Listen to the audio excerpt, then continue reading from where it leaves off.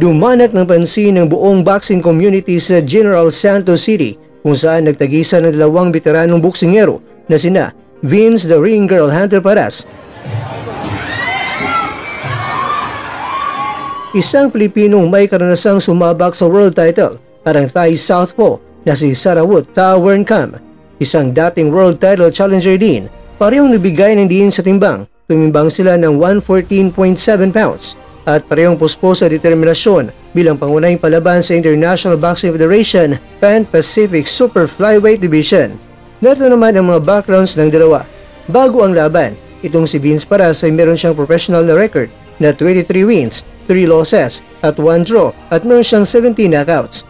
Dating nagamon sa world stage noong 2018 laban yan kay Hiroto Kyoguchi at natalo via unanimous decision. Si Sarawut Tawerncam naman, meron siyang professional na record na 24 wins, 3 losses at 19 knockouts. Isa rin dating world title challenger laban yan kay Artem Dalakian noong 2019 pero natalo siya via 10th round knockout. Dalubhasa siya sa tibay at power bilang isang southpaw na itinuring na malaking hamon ni Paras. Narito naman ang dynamic sa laban sa ring. Mula sa unang round, ramdam na agad ang paghahabol sa inisyatiba ni Paras. Agad siyang pumalag sa pakipagpalitan, tinangka ang katawan at ulo ni Sarawut. Lumipat ng taktika ang malalaro ng Thailand, ngunit hindi ito nagsilbi dahil sa round 4 pa lang ay pinutakti na ito ng mga kombinasyon ni Paras.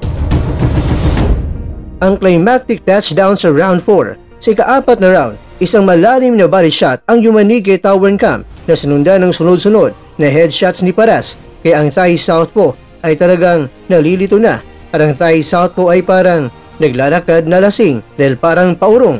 Kaya itinigil na ang laban at panalo itong si Vince Paras via 4th round technical knockout. Ang lakas ng patama ni Paras ang nagdisenyo sa matunog na tagumpay.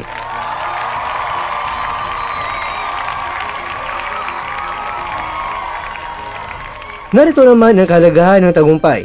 Panalo at belt. Nakamit ni Paras ang bakanting International Boxing Federation Pan-Pacific Super Flyweight title matapos siya mapabagsak itong si Tawerncam.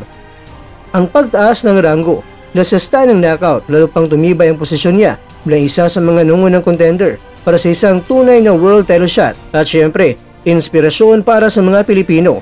Ang tagumpay nito ay hindi lamang personal para kay Paras, kundi pambansang tagumpay na ikinagagalak ng mga Pilipino sa boxing community. Narito naman ang pahayag matapos ang laban. Matapos ang nakakatakot na knockout, sinabi mismo ni Paras na gusto kong makalaban ng mga world champion sa super flyweight. Sobrang komportable ko sa aking timbang ngayon at tandaan ako sa mga malalakas. Hindi lamang nito ipinahayag mga kwento ang kanyang panibagong ambisyon, kundi pinatutuhanan niya ang kumpiyansa niya na matapos ang halftime ng laban.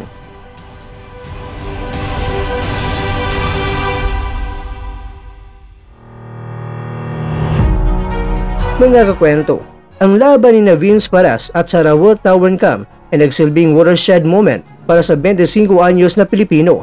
Mula sa kanyang dating world title bid noong 2018, nagbalik siya ng mas malakas at handang ilagay sa maayos na record ang kanyang pangalan sa international na entablado. Sa pamamagitan ng malupit na knockout sa ika-4 na round, hindi lamang napanalunan niya ang titulo, nalakita rin niya ang kanyang sarili na mas lalo pang malapit sa matayog na titulo ng mundo. Masasabi natin mga kwento na nagkinang talaga itong si Vince Paras at bumalik ng mas malakas kaysa sa dati.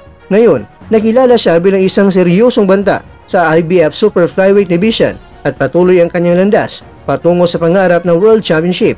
Kaya naman, good luck Vince Paras sir, ang nag-iisang Pinas na Ring Girl Hunter.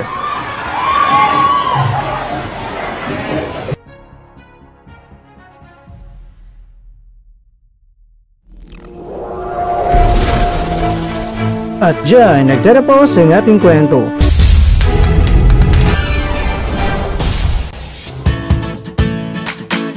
Maraming salamat mga kakwento sa inyong panonood. Pero baka naman mga kakwento ay nagustuhan niyo po ang kwento natin ngayon. Baka pwede niyo po akong mabigyan dyan ng like, subscribe at pa-click na rin sa bell button.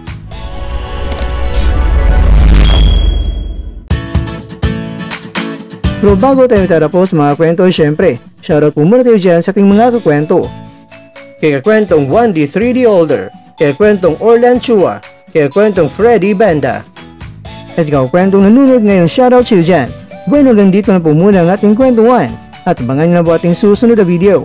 At dito lang po yan sa isang channel na kung saan maaring ito'y mga kwentong di pa na kwento sa inyo.